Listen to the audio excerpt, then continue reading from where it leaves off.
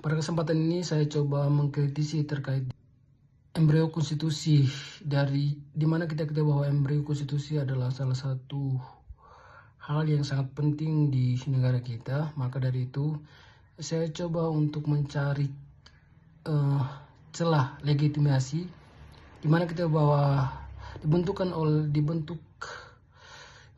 embrio konstitusi ini ada satu lembaga yang membentuknya terkait dengan BPUPKI yang dibentuk pada tanggal 1 Maret 1945. Tujuannya adalah bukan murni untuk kemerdekaan pada saat itu, tapi pada dasarnya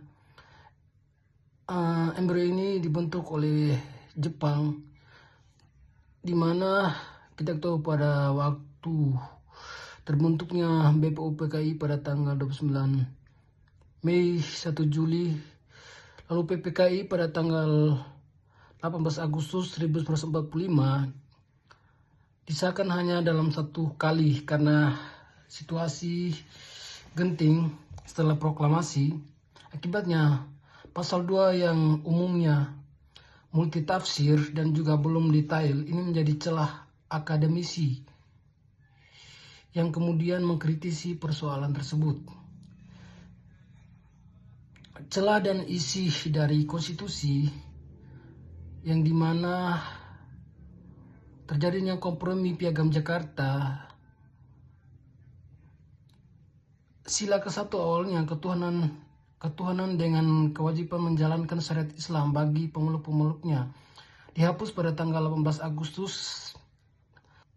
karena protes dari wilayah Indonesia Timur, di mana kita ketahui bahwa wilayah Indonesia Timur mayoritas beragama Kristen, dan juga di Bali yang beragama Hindu. Mereka tidak mau bahwa sila ke-1 ini terkait dengan satu agama saja, maka pada saat itu mereka memprotesnya.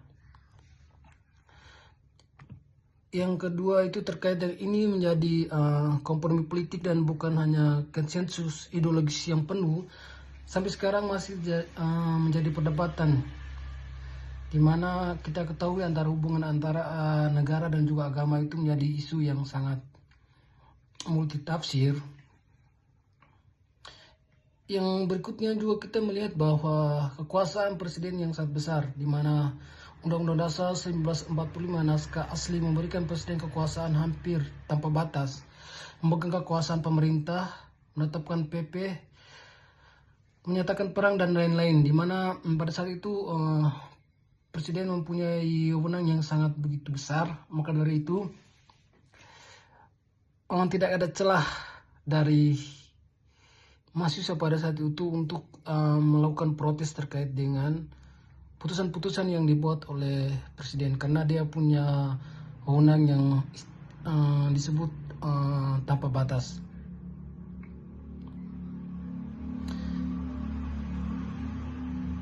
Kalau kita melihat celah historis sosiologis, kurangnya partisipasi rakyat yang luas pada saat itu, di mana anggota BPUPKI hanya terdiri dari 67 orang, PPKI 27 orang, sebagian besar yang berada di elit Jawa, rakyat daerah, perempuan, kelompok minoritas, dan partisipan itu tidak dilibatkan dalam historis biologisnya. Maka dari itu dipengaruhi oleh pemikiran Barat dan juga pemikiran Jepang, struktur legitimasi dari embrio ini menjadi perdebatan di kalangan mahasiswa pada saat itu. Jadi saya coba menyimpulkan terkait dengan persoalan-persoalan ini.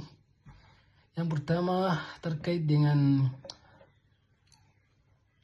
produknya ini sangat umum dan juga sangat multitafsir, dan juga terkait dengan persoalan politik yang menjadi dasar terbentuknya embrio tersebut. Yang kedua, minimnya kontrol dari lembaga-lembaga yang mengatasnamakan rakyat yang kita sebut anggota DPR RI atau DPRD tingkat daerah maupun tingkat provinsi. itu tidak menyampaikan suara masyarakat ke pemerintah. Tapi kalau kita melihat hari ini bahwa sebagai wakil rakyat, mereka itu lebih menyuarakan apa yang menjadi kebutuhan dari elit-elit politik. Mungkin hanya itu saja yang bisa saya jelaskan. Kurang dan lebihnya saya mohon maaf. Wabillahi taufiq wal hidayah. Wassalamualaikum warahmatullahi wabarakatuh.